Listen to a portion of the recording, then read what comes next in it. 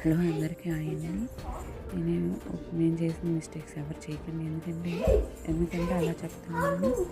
రీసెంట్గా last week మాకు parcel రావాలి ఇండియా నుంచి. అందుకని మేము వెయిట్ చేస్తున్న టైంలోనే ఫ్రాడ్ జరిగిందనమాట.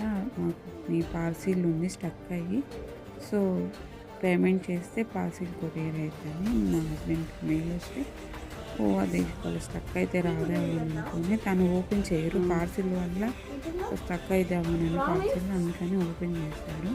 అది జస్ట్ $0.3 అట్లా వేశారు.